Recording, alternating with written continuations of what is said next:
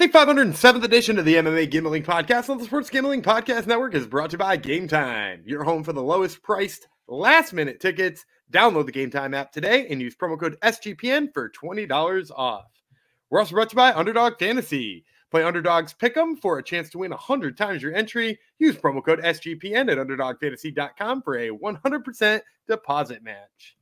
And finally, we're brought to you by Hall of Fame Bets, the sports betting research platform for parlays, player props, and game lines.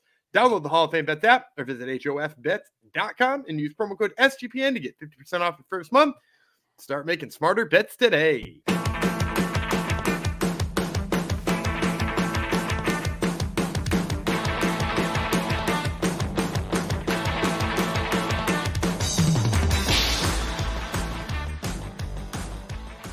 Howdy ho, Degenerinos, back again in your ear holes and eye holes. It's episode 507 of the MMA Gambling Podcast on the Sports Gambling Podcast Network. As I'm losing my voice already, the show just started. This one goes out to my brother, my baby brother, the youngest of the Foxes, who celebrated a birthday yesterday. I don't know if he listens to us still, but he'll mention it to me if he does listen to us still. If he doesn't mention anything to me about saying happy birthday, I'll know that he's a traitor and doesn't listen to me anymore, even though I'm using his song at the top of the episode, every episode, sometimes multiple times when my co-host screws up. So anyhow, thanks for coming to the show. This is our recap of UFC 298, which turned out to be a very good event for us in our picks. Obviously a good event for me, Jeff Chalks Fox, because it was a chalky event. And I predicted it would be chalky, and I was correct this time, which is good. So we'll recap that. Some fun fights, though, as well. Changing of the guard, new breed, all that jazz as well. So we'll talk about that. We will preview a very solid fight night card next week because it's not in the Apex. It's actually they're going down and below the border to Mexico. So they're putting on actually a good fight card with lots of flyweights. So you know it should be a fun one. We'll get to all that after we recap our amazing picks at UFC 298. Oh, and of course, most importantly, the much awaited, much anticipated main event of UFC 300 was announced, and boy, was it worth the wait. So we'll discuss that as well. It was a fantastic night. It was actually a fight that my co-host did not predict. He had like a million different things that could happen, and the UFC like, oh yeah, hold my beer. Check out this Jamal Hill headliner UFC 300. So anyhow, I've given him lots to riff off. He insists on riffing off things. I have to set him up, give him the alleys. He does the oops. It's one and only Daniel Gumby Vreeland. Let's see what path he takes. So from the sound of it too, you know, you're right. I didn't have Jamal Hill versus Alex Pereira. I thought for sure Izzy, if it was going to be at 205, possibly going up to 265 and fighting Aspinall. You know, I thought there were a lot of different options out there. But did you see the interview with Jamal Hill? He did one with Aaron Bronstetter, fellow Canadian. Yeah, of yours. They're all fellow Canadians. I helped get him a job. I helped get him a job way back in the day. A non-paying job, but a job nonetheless. No, I didn't. I saw a headline that Hill didn't know about it till yesterday or something. Yeah, it came from an interview with Aaron. Yeah, it's that like he was like, oh, it wasn't even on my radar until they called me yesterday. So to me, I think my theory was correct. I think they had Alex Pereira on lockdown. They maybe thought they had Izzy on lockdown or thought they had him close to being on lockdown. And DDP wasn't ready medically is my guess. It sounds like they had about 700 options to make a Leon Edwards fight happen, and everybody turned it down either due to injuries or Ramadan. And then, Jamal Hill sprung up here because maybe Aspinall didn't want to fight a light heavyweight on virtually no fight camp, or, you know, maybe he's got money, gripes about what they're doing with him, or just gripes in general about their matchmaking. But at the end of the day, I don't know that this makes it so that UFC 300 is much different. I thought they were going to do 3 title fights, but like, I feel right around what I would feel like if this somehow wound up being Izzy versus DDP. Like, this is a slightly worse fight from that, but like the fight card wasn't resting on that, right? The fight card is resting on the fact that, like, you know, everybody on that fight card top to bottom. It opens with Cody Garbrandt versus Davis and Figueiredo. Like, it's 2 former champions on the very first prelim of the night, and both who want to take each other's heads off and have the ability to do so, and have potentially questionable chins at this point. So like, they packed it with people, you know, who are going to give action fights anyway. So I don't know necessarily that I'm I'm bummed out at this ritual killing that they seem to have booked. So the UFC 300 cake will be delicious. The icing, not so much. The undercard's fantastic, obviously.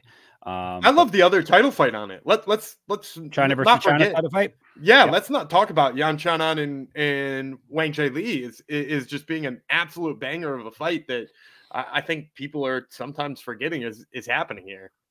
Any chance Gumby gets to flex his pronunciation of Yan Chanan, he will take it. So he may not even like the fight, actually, folks. He's he just wants to brag that he knows how to say it.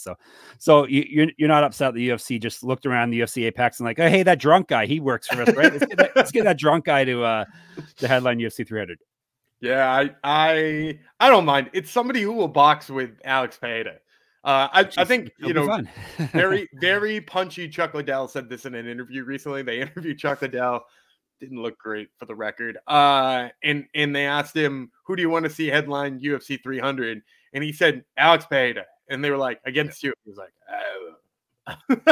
Yeah. And that's kind of how, by the time we got to this, like 2 months away, like it's going to need to be booked soon part. That's kind of where I was at too. I kind of wanted to see Alex Pereira just box somebody. For the record, but we have done breathalyzers on Jamal Hill, so we don't know if he's drunk or not. He just acts that way. Plus, that was your claim, not mine. Yeah. Yes. I just said he's not backing me up in this fight either. I just said Chuck Liddell's voice is no longer as stable as it used to be. Now I've lost my train of thought. Great. Oh, I know. I guess the reason, like, you would think with this main event that's not going to blow people's socks off, like the promoter Dana White likes to hype up. You would think they would put another title fight. You would think they'd be like, okay, we got to have Leon fight someone now on this card too. But who though? If three opponents, he was very complimentary of Leon Edwards, which is weird, which is crazy, right? He's never complimented Leon Edwards once in his whole life. Leon Edwards had to fight 455 consecutive times before getting the title shot. That now, and then he sat out, which makes him super angry too when people do that. Right, and couldn't get to the U.S. because of COVID stuff for a little while. That was also preventing him from getting title. Whatever, but he was like very complimentary. He said I offered him 3 people, and when you think of, and I was mentioning this in the Discord, by the way, hop in it, sportsgamblingpodcast.com/Discord. When I was mentioning it in the Discord, I was like, who else could it have been? He said he offered it to 3 people. Bilal, who seemingly could be doing the Ramadan thing, might not be physically ready. Who knows? Shavkat, who I was told has an ankle injury. And then Khamzat, who said he won't fight during Ramadan anymore. So, like, you got 3 guys there. And I can't think of anybody else who would get offered it in the welterweight division. So, like, if none of those 3 guys can make it happen, and Gilbert Burns is already booked with Jack Della Maddalena, like, who else are you going to give that title shot to? Like, yeah, the thought of getting Leon Edwards on there is good, but like, against who? And they have to worry about UFC 301, which is less than a month after UFC. They got a title fight for that one already, though. They already got a title fight for that one. What do they get? What are they? I heard Pantoja's defending on it. Okay. But there's like a question mark of who he's defending against, but like, I don't know. There's a billion good flyweights you could put him up against. Like, you could put that Manel Cape fight. You could, if Moreno or Royval walks out of Saturday unscathed, you could put one of them on there 2 months later. I'm sure Royval would, be very happy to get a second shot at Pantoja, regardless of what the recovery time looked like and the jumping right back at a training camp looked like. There's people at flyweight. They will find an opponent for him. Were they? I guess they announced the Hill thing before the main event last night, like before Volkanovski fought. I think it was after, if I'm being honest. Were they waiting? Were they hoping Volkanovski wins quickly? Because he was putting his name out that he would be willing to fight at UFC 300 as well. And then when he got knocked out, they're like, okay, well, that's all. It's possible, but again, I always just have to raise the question: against who? Because the thing about featherweight is that there's not a lot of challengers who seem like they could hype or they could sell UFC 300 right now, because Max is booked. You could always run him against Max again and people would buy into it. I wouldn't be thrilled about it, but people would buy into it. But Aljamain Sterling is already booked, so if you wanted him coming up a weight and challenging, that's gone. Arnold Allen kind of got squashed recently, so you don't have that anymore. I mean, Movsar Evloev, would you headline UFC 300 with Movsar Evloev? I wouldn't. Yeah. No. Yeah, well, it's got us talking at the very least, and it kind of leads into last night's main event as well. Talk about featherweights and who could be next. Is there anything left in featherweight for the new champion? All that stuff. We'll get into that in a moment after I tell you about our friends at Game Time, the spot for last minute tickets. I was on there recently looking for tickets. Neil Young is touring again. My son wants to see him. He's coming to Toronto. $1,100 tickets are the best seats available now. So, yeah, probably not going to happen, whether it's through Game Time or anywhere else. So, and now my son thinks he's not a good man because he's like, I thought he was a good guy. Why is he charging so much for tickets? I'm like, yeah, good point, kid. I guess you can't be good and a capitalist. But anyhow, Game Time, it's a spot for last minute tickets. All right. It is the place for last minute ticket deal. So maybe I'll just wait until May when it's closer to the concert and see if there's any good deals, because you don't have to plan months in advance when you got Game Time. Game Time has deals on tickets right up to the day of the event. Get exclusive flash deals on tickets for football, basketball, baseball, concerts, comedy, theater, and more. The Game Time guarantee means you always get the best price. If you find tickets in the same section in a row for less, Game Time will credit you 110% of the difference. Snag the tickets without the stress with Game Time. Download the Game Time app, create an account, and use code. We got a new code. Pay attention. Jeff and everyone else. SGPN for $20 off your first purchase. Terms apply. Again, create an account and redeem code SGPN for $20 off. Download Game Time today. Last minute tickets, lowest price guaranteed. And our friends at Underdog Fantasy are with us as per usual. Underdog Fantasy is a way to play alongside your favorite fantasy players all season long. NBA, NHL, college basketball, MMA, they got it all. Simply pick higher or lower on your favorite players' fantasy stats and cash in. You win 100 times with some spicy plays. Gumby, it's kind of quiet in the sports world. Do you have any spicy plays? Yeah, if you get this before the NBA All-Star game tonight, which this is coming out just slightly before that, jump on Luka Doncic's lower than his points total. They've got him pegged for 11.0 points. Luka doesn't give a damn about the All-Star game. He usually scores like 4 or 5 points in them. So yeah, take the lower than 11. He's the one person that doesn't care about the All-Star game. He really does it. I went back and I looked at all of his box scores because I wrote this up for my Underdog Fantasy article on the sportsgamblingpodcast.com. And yeah, he had 8 last year and it was like twice his average. Yeah. All right. Watch along and see. Do we really want to tell people to watch along? I won't be. Yeah. Don't watch it. Watch along on your phone. Watch along on the Score app and or the fantasy sports app and or any kind of sports app. Just follow along that way. You don't have to watch this horrible game. Make your picks and maybe make a little cash over on Underdog's mobile app or website, underdogfantasy.com. And when you sign up with the promo code MMA SGPN, Underdog will double your first deposit of up to $100. That's Underdog Fantasy promo code MMA SGPN. Has anyone sent you any screenshots, Gumby, in the Discord? No, a couple of people told me they signed up before, like a long time ago, and I was like, I don't think that's what we're doing here, guys. But yeah, MMA. You sign up with MMA SGPN on the Underdog app, send me a screenshot either by Twitter or Discord or whatever, and we'll hook you up with some Underdog gear. There you go. As long as we still got some at that point. As long as Make sure they could be going fast. They could be going fast. So don't delay. Sign up today. All right. Let's talk about this event. UFC 298.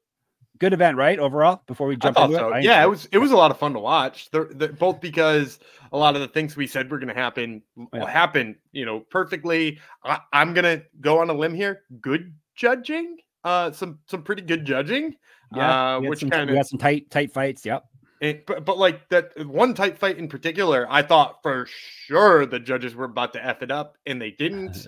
And then I mean, action. No matter what, that's what you're looking for. You're looking for action. Yeah, well, maybe you're the wrong person to ask though. I asked because I wonder if it's just because my picks are doing well, or if actually was fun. But your picks did well. I think it was fun. So. I'm the type of person who, when his picks go bad, will still tell you it was a fun event. Very good. They never go bad though for Gumby. Happened last night, Honda Center, Anaheim, California. 18,186 people in attendance, including one of the world's most richest men in the front row. The gate was about $7.3 million. Attendance gate, and since this is in California, we got fighter purse info, official fighter purse info. I will have all that on moneymma.substack.com. There's a cheap plug for you right there. So I will get all that out. California is one of the last commissions that have not been strong-armed by the UFC into hiding fighter pay. So we'll take it while we can. All right. Main event was Ilia Topuria doing what a lot of people expected him to do. We can't really consider this shocking, I guess, because this was a very, very close fight on paper. He knocked out Alexander Volkanovski 332 into the second round. Passing the torch, you'd have to say Volkanovski been knocked out in 2 straight fights, even though we both had him pegged to win this one, but he's lost 2 straight. He's past that mythical age of 35 as a featherweight. I don't foresee him getting back up on the mountaintop, even though he's asking for a automatic rematch. I don't really want to see it, but as Gumby kind of laid out, there's not a heck of a lot of options, perhaps, unless because basically the de facto #1 contender fight's not happening until what, April with Aljamain Sterling. So Aljamain Sterling, well, I guess Calvin Kattar, if he wins, I would throw a monkey wrench into that. But yeah, I threw a bunch of words out. Is that April or March? Is that 299 or 300? I think it's, oh, you're right. I think it might be 300. But I think it's 300. But still, you have to imagine Ilia is not planning on fighting in May, right? Like he's probably fighting June or July anyway. So that would give one of them a couple of months to turn it around if they work as a challenger. Yeah, I think they might do Volk too, sort of just because we're at this point where, like, what do we have left for Volk? Because he's kind of at this crossroads, and it's a sad crossroads, but like it seems like every fighter gets there. Do you send him down to fight, Movsar Evloev and turn him away and sort of become the Max Holloway of the division, who just makes it so that no challenger ever rises up? Or do we give him one last title shot, and when he doesn't succeed, which I kind of at this point in time don't really feel like he's gonna, yesterday was sort of an exclamation point on the chin for me, as I was like, maybe I was wrong. Maybe it wasn't just the short camp and stuff. Maybe it is he's 35 and taking some shots and been in some wars. And, if that's the case, why not get one more big title shot out of him and say, like, this is his last run? Because I bet you, he despite all he says about competition, he is a guy with a couple of little girls and clearly a good life and has been taken care of financially and all that kind of stuff. I think if you had 3 consecutive, let's try that again, consecutive knockout losses. You sound like me on the microphone now. Jeez. I think he'd ride off into the sunset. I think that'd be the end for him. As long as there's this idea that he could potentially win again, which I think there is, not that I'd be picking him in a rematch against Topuria, but he won round 1. He was up around on Ilia Topuria, which not a lot of people can say. There's not a lot of people out there who can say they were up around on Ilia Topuria at any point in time. So right. I would say, I don't see a problem with running it again, as long as there's just a caveat that, like, this is kind of it for Volk, and you might as well give him one more run while you can, because he's a legend of the sport. And if they do run it again, we are not picking him to win, correct? I don't think so. I mean, like I said, it was a close first round. All 3 judges gave it to Volk. There's obviously reason for optimism there, but you would have to imagine after being knocked out twice like that and fighting a guy with big knockout power like that, he'd probably be lined in the plus 200 range on that fight on the return. And that's classic aging fighter thing. They look good until they get caught in the fight, and then they don't look good. But enough of the negative part. Let's talk about Ilia Topuria. He's lived up to the hype that he himself has put out there. He's 15-0 now, 5 knockouts, 8 submissions, 7-0 in the UFC.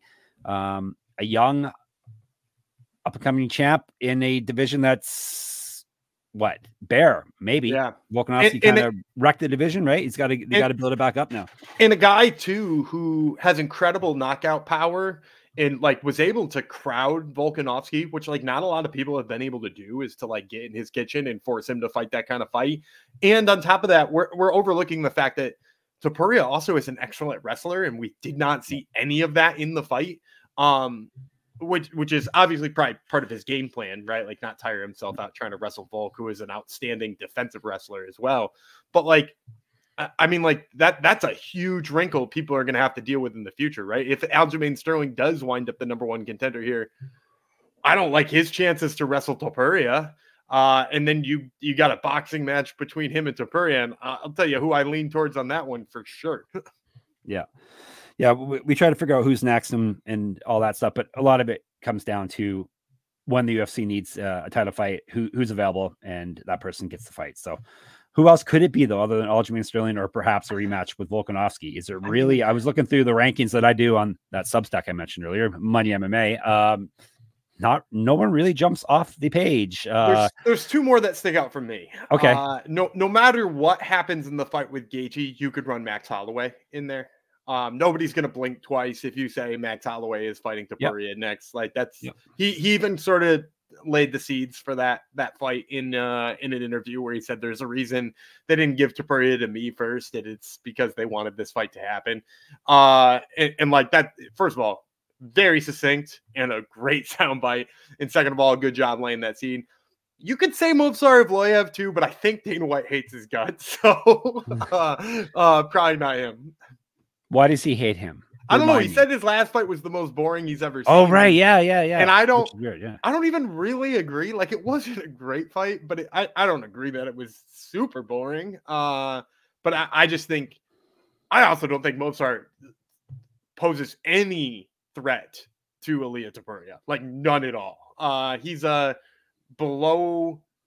He's not as good of a wrestler as him, and he's about 1/8 of the striker he is. So, I think he'd just get torn apart. So, I'd like to see either the rematch or probably Max Holloway, and even give Volk or even give Aljo just a little bit of time to figure out what he's doing at featherweight. Oh, I forgot Brian Ortega's back. Everything is. Oh yeah, he's fighting Yair Rodriguez. Him or Yair Rodriguez too. Yeah, exactly. He's won one fight in the past 5 years, so Brian Ortega obviously is the pick. I mean, if Yair Rodriguez wins that fight too, you could probably argue Yair Rodriguez versus Ilia Topuria would be a banger too. I completely forgot about that fight, and that's this weekend. Yep. All right. So good job on you, Mr. Topuria, getting the job done. Co-main event. Actually, no. Let me tell you about the rest of our sponsors, and then we'll rip through the rest of the card. Hall of Fame bets. Don't want to forget about telling you about them. Win bigger by betting smarter this NBA season with Hall of Fame Bets, the sports betting analytics platform for parlays, player props, and game lines. Research every NBA and soccer bet with historical stats and data. Enter any parlay idea into Hall of Fame Bets revolutionary parlay optimizer tool to get hit rates broken down by leg, as well as an expected probability for the entire parlay. Start all players by hit rate for any bet to learn which players are hot and which picks have value. Stop betting in the dark and join over 30,000 users researching with Hall of Fame Bets to craft more intelligent, data-driven parlays. Download the Hall of Fame Bets app or visit HOFBets.com and use code SGPN to get 50% off your first month today. Start researching, start winning with Hall of Fame Bets. Co-main event, surprisingly competitive. And it happened. And it happened. Yes. Yeah, two things. Right. Paulo Costa surprised us on two fronts. He showed up and he actually fought pretty well here, but not well enough. He probably did the most damage of the fight, at least visible damage on Robert Whittaker, but Whittaker got the win 29-28, 29-28, 30-27. Yeah, and I don't mind any of those judges' scorecards. In fact, I'm pretty sure I predicted them right before the cards came out. I'm like, one judge is going to give Whittaker the first, because despite the fact that he landed that spinning back kick and, jelly legged him for a second, I don't know. He got beat up the rest of the round. Not really much to say here other than Whittaker's clearly better than Paulo Costa. But it was nice to see Paulo Costa show up with a full training camp and a clear game plan and mostly execute some of that game plan. It makes me think oh, hey, it's a shame we missed a whole bunch of time while Paulo Costa danced around fights and made silly memes and didn't fight. It's kind of a bummer that happened. But meanwhile, Robert Whittaker kind of reasserts himself into a title picture that's kind of empty and has a fresh face at the top of it. So, yeah, fun fight. Not really much to say other than that, though. Yep. That's pretty much it. Yeah. Whatever. Whittaker got hurt like he does in every fight now, which is probably why he's not ever going to get back to the top again. But he got to win, which is important. All right. Welterweight, Ian Machado Gary passed the test, as we both predicted. Oh, yeah. We got the main event wrong, which kind of ended the night on a sour note, but didn't get much else wrong here. We had Whittaker. We had Machado Gary over Jeff Neal. Split decision, though. Closer than we had hoped for. 30-27, 28-29, 30-27 for Machado Gary. Used his distance, stayed out of danger like we predicted. Blah, blah, blah. I said mostly good judges' scorecards. I completely forgot that one happened, by the way. That Derek clearly scored that fight for Jeff Neal, whereas the other two judges, including Sal D'Amato, had that fight 30-27 the way I thought it should be. It was a little bit closer, though. Neal gave him a little bit of trouble. I don't know whether or not, and maybe you can answer this question. I don't know whether or not I should start asking myself, is Ian Gary doing the smart thing by just like not putting it all on the line now that he's fighting a higher tier of competitions, the Jeff Neals and the Neil Magnies of the world? Or is he like afraid of getting hit by somebody who hits hard? And I'm not quite sure where I fall on that. And like, he looks so dominant against guys early, you know, like the Derek or Daniel Rodriguez types.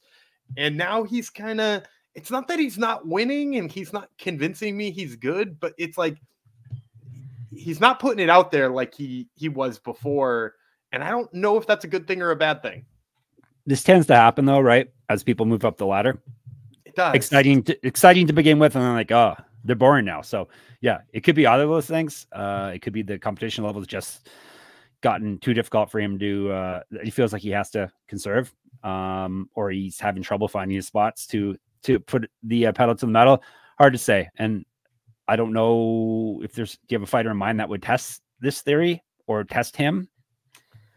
I don't. I mean, like, I think, you know, like there's some really bad options moving forward. Like if you give him Wonder Boy, he's just that's gonna be a crazy point fight. He asked for Colby Covington. I guess that would probably be the best stylistic matchup to find out about him, because if Colby Covington came in looking anything like his old self and not like the one that fought Leon Edwards, that pressure that he brings and the wrestling that he brings would force Ian Gary to do some things he hasn't done yet. And so like maybe that's the right answer. I kind of do like the Colby Covington fight. You make him headline like a card in Ireland or something like that, like a fight night card in Ireland. Colby versus Ian Gary. Colby gets to play the ultra villain on foreign soil, and then you get Ian Gary with the hometown crowd. Like, could be good. Is Colby willing to fights like that anymore? No, I don't know what he's willing to do. All he's done is fight title fights and Tyron Woodley. That's all he's fought in like the last 8 years. So like, I don't know. I don't know what really will happen with Ian Gary then.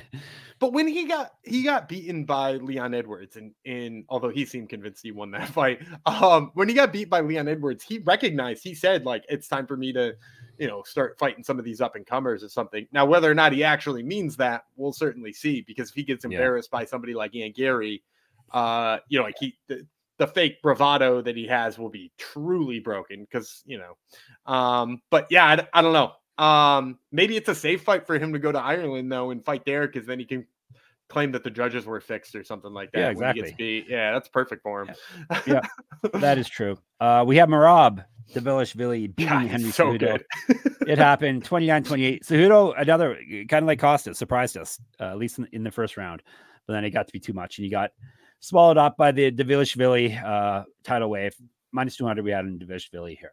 Dude, Dvalishvili is so freaking fun. Like, if you told me there would be a guy who would just shoot 70 takedowns every fight he had and just run a motor like nobody's ever seen before, I would be like, that doesn't sound particularly fun. And somehow he makes it so entertaining. Maybe it's the 10-finger guillotine he was trying to hit while he was, you know, nodding to Mark Zuckerberg in the second row. Like, had a conversation with Mark Zuckerberg in the middle of trying to hit a guillotine. Like, you could see at the end of that second round, Cejudo was a broken man. He was like, I don't understand how this. I wrestled for 1 billion years, won a gold medal in the Olympics, and I genuinely don't understand how this guy is still moving like this. It just blows me away. And that's, I mean, I've joked before about somebody's cardio being their best weapon is never a good thing in MMA.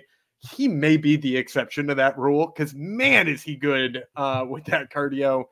I really hope this means we get to see him versus Sean O'Malley, because that is a fight that I feel like we got to see. I know that Merab gets hit a lot, and I think that that's a bad news against Sean, but I mean, all he needs to do is survive one of those and then tire Sean out, and it might just work. So yeah, I hope he gets the winner of Cheeto and Sean O'Malley. I'm not overlooking Cheeto. Yeah, I hope he gets the winner of that fight. The boss says he does, and Dana White doesn't lie. So yeah, it's true. He's never given somebody a title fight and taken it away. True. Good point. Yeah. Come on. Yeah. Did Cejudo? I gave him a new name. Cejudo. Did Cejudo? do a fake retirement again? I don't pay attention to him. I didn't see it, but I don't know if I'm pretty sure they didn't give him the mic, so he didn't get the opportunity to go on his own trip. You know how we talked? Was it last time we talked about him fumbling the bag hard when he fake retired?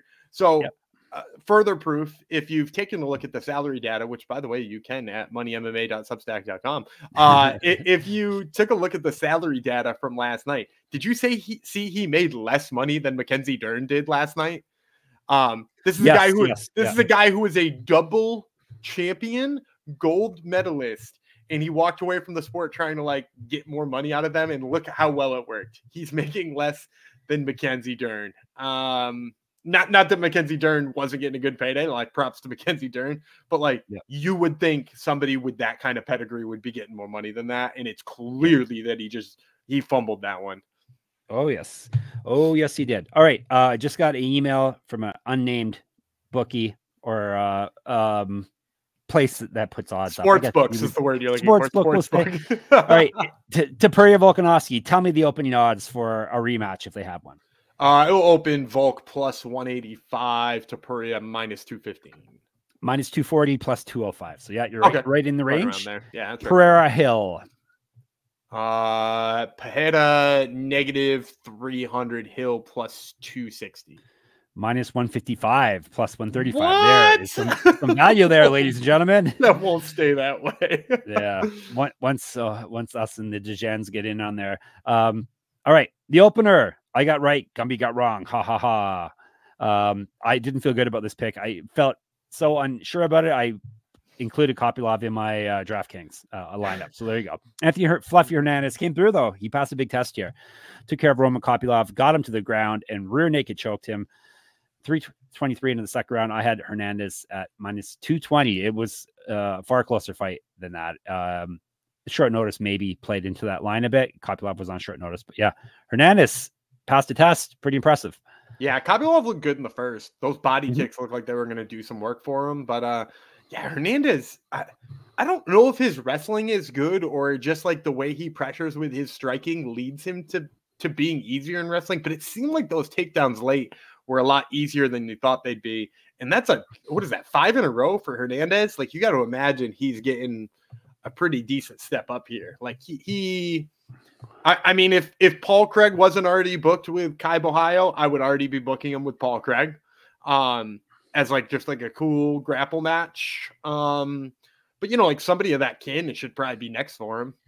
He already was ranked, and this is middleweight, so there you go. Decent wins too during that streak. Rodolfo Vieira, that's aged very well. Marc-Andre Barrios, a solid win. Eben Shabazian, maybe that didn't age so well. And then Kopylov. So yeah, keep your eyes on Fluffy. All right, so that's the main card. I went 4-1. Gummy went 3-2. Prelims, Amanda Lemos was our lock of the week, and she came through over Mackenzie Dern. 29, 28, 29 across the board. We had Lemos minus 130. We said it was an awesome value pick. Fight went the way we expected it. Dern is wild on the feet. She's not just unrefined offensive striking, but defensively as well. As her face showed after the fight, she got beat up bad. She's game. She actually had a nice takedown, which is rare for her. Her ground game looked incredible. Yes, last night. All that. Yeah, none of that's new though. That's the problem. And the fact that she's not good at striking is not doing new. It against somebody like Amanda Lemos is new. Not that she's never looked good on the ground, but like, you know, go back to her main event against Marina Rodriguez way back in the day. And she didn't look outstanding on the mat against somebody like Marina. And like, this seemed like a tougher grappling matchup for her, and she continues to get better there. But yeah, to your point, like on the feet, it was one-way traffic. And I'm really glad the judges got it right. I think a lot of people, maybe a lot of people who don't score fights all that often thought for sure Dern won the first because she got a late takedown and didn't do anything with it. But I think all the judges giving Lemos the first was the smart one and likely led to her winning this appropriately. And the fact that all of them got it was shocking to me too. So yeah, good judges scorecards, good fight. We said good value on Amanda Lemos in that fight, and it did turn out to be good value. So you know, props all around for that. we're always talking about the losers here. Lemos looked very good as well, bouncing back after a title fight loss. She looked really good. I just want to share with you too, by the way, that two of the if you look at the media scores for this, they were mostly all 100% on it. Every single person gave it to Amanda Lemos, with the exception of three.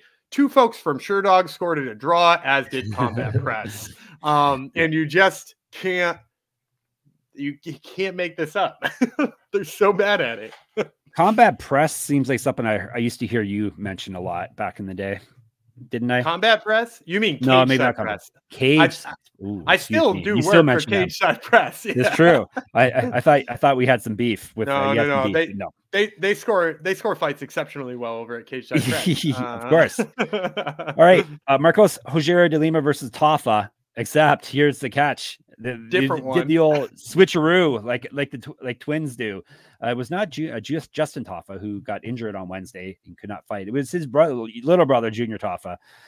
Wasn't a very nice thing to do, sending your brother in there on short notice because he got his leg eaten up. Leg kick. It says leg kick and punches TKO, but basically it was leg kick TKO. Marcos Rogério de Lima kicks really, really hard, and he did that through the 6-14 that this fight lasted. Yeah, I said, I had Justin Tafa, not Junior. And I think he might have been a little bit more pushing forward with the boxing should that fight have actually happened. He also would have been less probably afraid of the grappling, whereas his brother, notably not particularly good at grappling. Not much to say about this one. Guy took the fight on 1 day's notice, filled in for his brother, and he looked like crap. So, do with that what you will. It's fun. This is like old back in the day regional MMA. I'm sure it still happens now in regional MMA. Guy fills in wearing jeans in the fight, stuff like that. But happened on the biggest stage of the sport. Rinya Nakamura got more of a challenge than he was expecting from a short notice debuting Carlos Vera, but Carlos Vera's issue was he was willing to grapple with a world championship wrestler, and he ended up losing 3-0, but he was a lot more game than a guy should have been, who was fighting someone who was minus 1100 when we broke down this fight. Yeah, his grappling actually held up well. I think the big issue that he had there was he kept going for like really low percentage submissions. You know what I mean? Like anything with the leg. Yeah, I mean, like, don't get me wrong. People are going to hit leg locks. I've seen people hit leg locks. Jamal Emmer's tapped to Pat Sabatini's leg lock. It's a thing that can happen. We saw one in Octagon last weekend. And like, we'll see leg locks happen again. But just like when you've thrown 4 of them up and he's done the perfect thing to escape them all 4 times, maybe it's just time to use it to sweep, or maybe it's time to throw something else up, because he wasn't even using it to sweep. Is the problem, is that he was coming out on top of none of these exchanges. I also think you have to give Rinya Nakamura credit here, because he fended off all of those submission attempts flawlessly and like they weren't hard. And I do think more credit needs to be given to how good Carlos Vera's jiu-jitsu is, because maybe I wasn't crediting it as well as I should have, but like his jiu-jitsu looked pretty damn good.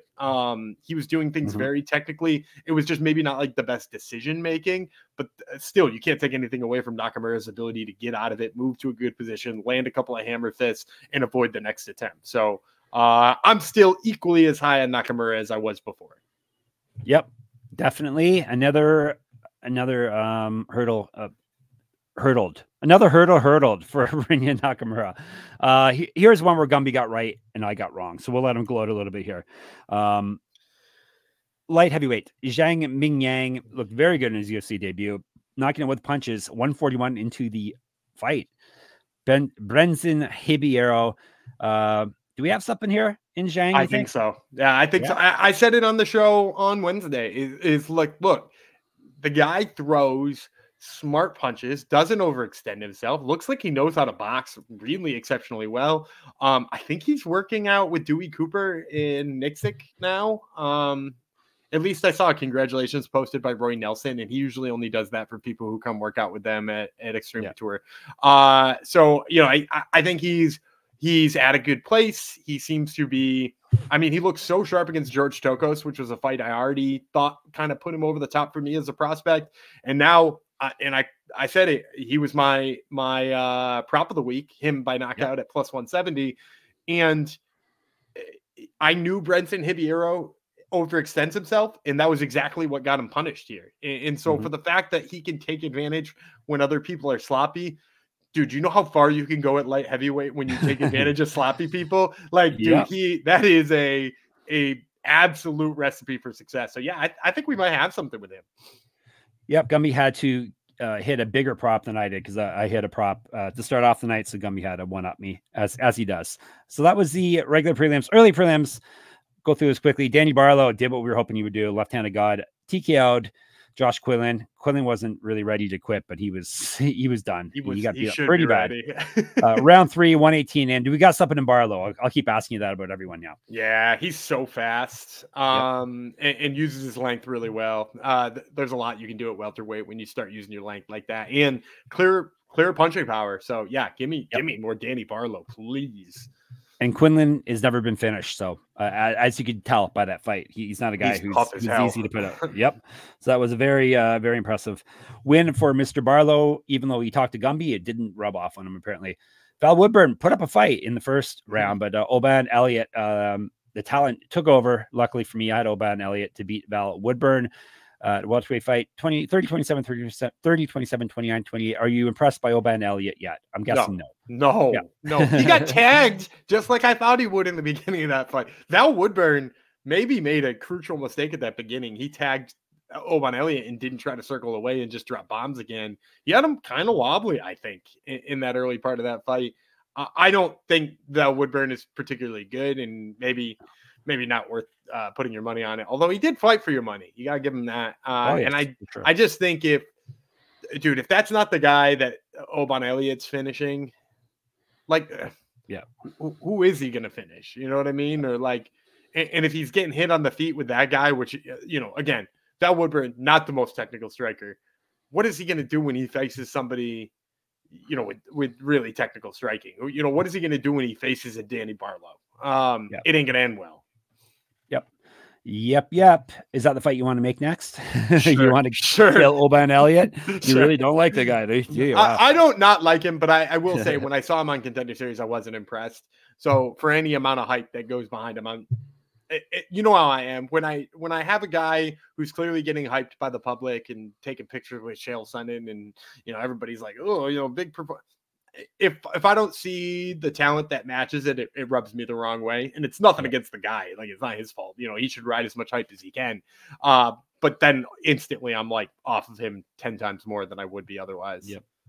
And it's a UK thing too, as well. I think we're tired of UK fighters being overhyped. Don't you think?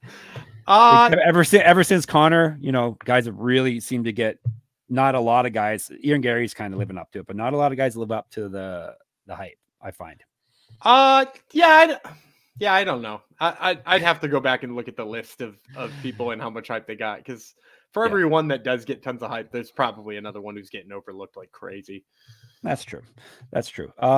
We have another fight to talk about. This one, we started the night off right. My prop pick as well, Miranda Maverick via decision, and she got it done, even though Andrea Lee was had top position on the ground a few times, which made me a little nervous. I didn't expect that to happen, but Maverick, we didn't want to write her off, but things weren't looking good for her not too long ago, but now she's maybe living up to the potential we saw in her originally. She's won 4 of her last 5 now.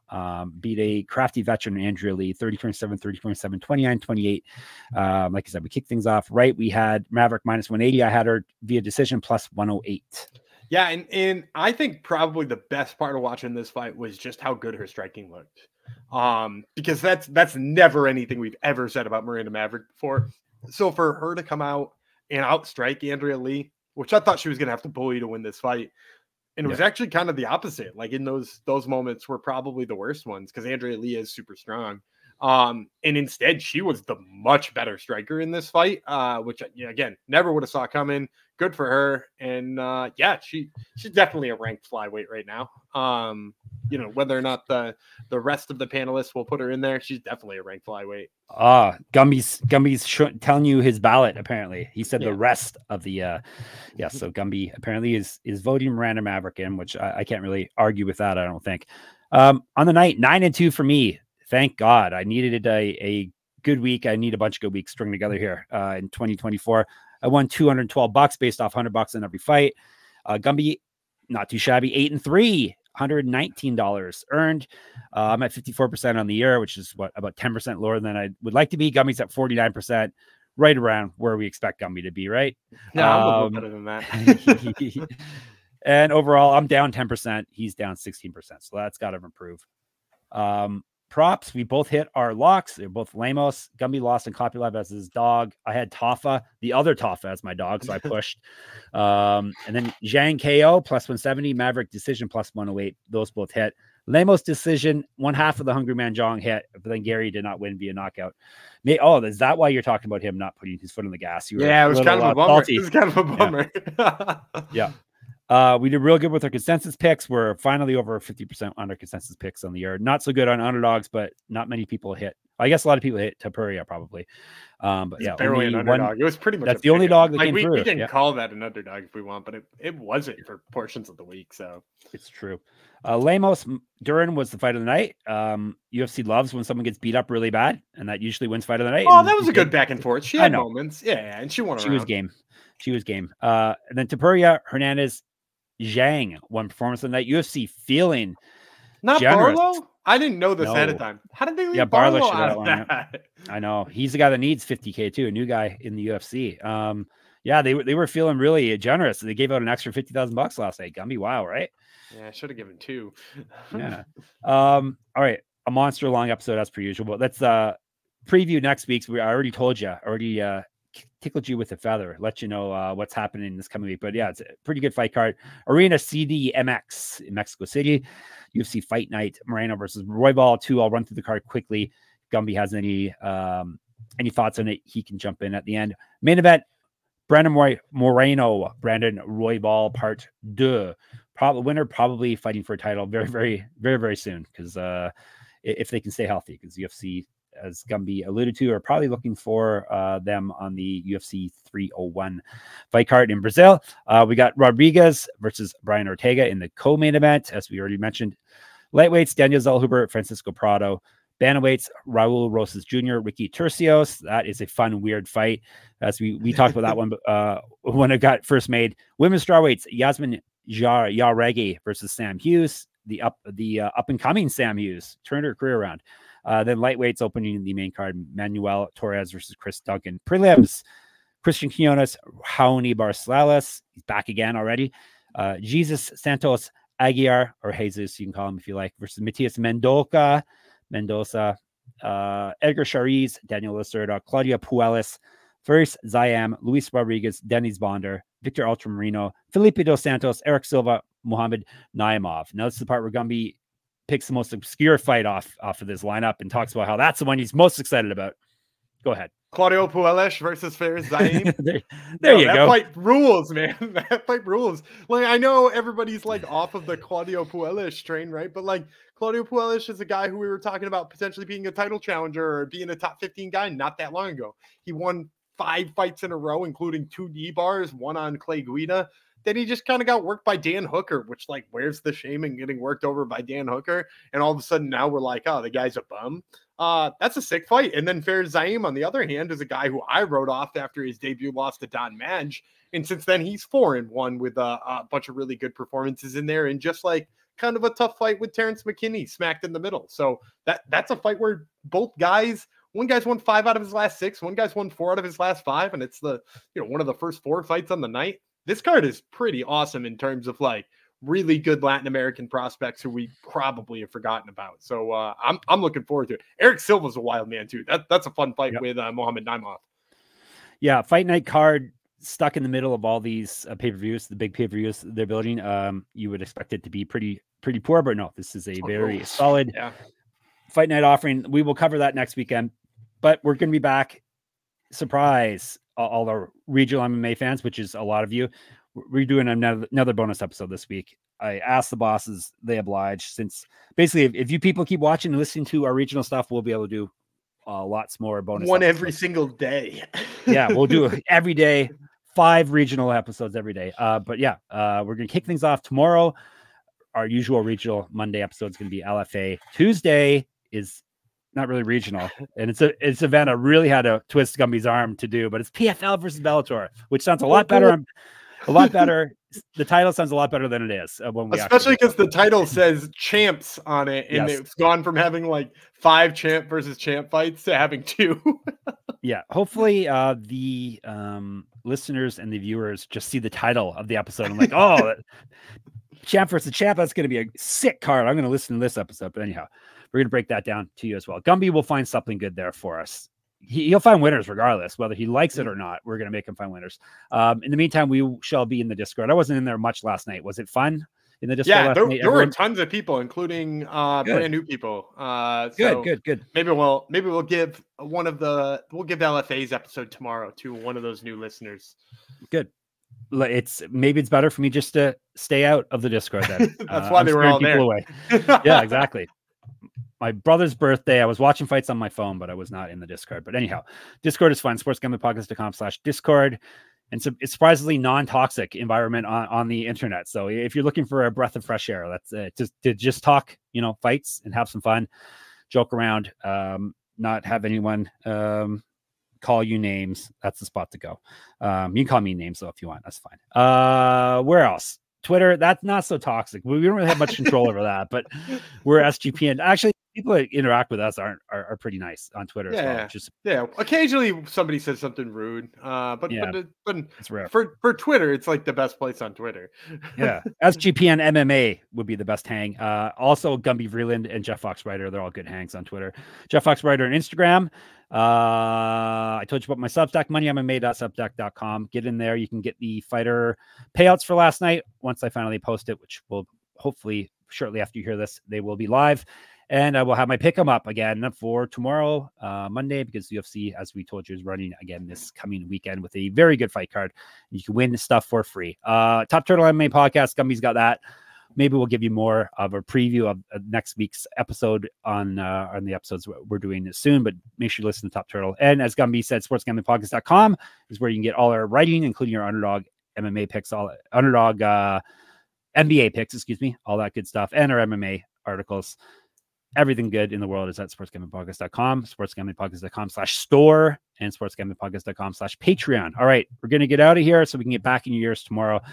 Tomorrow, it will be me, the Welsh Gangster, and Bushido, Gumby Vreeland will be your riding shotgun, and we'll talk to you about LFA then. Bye.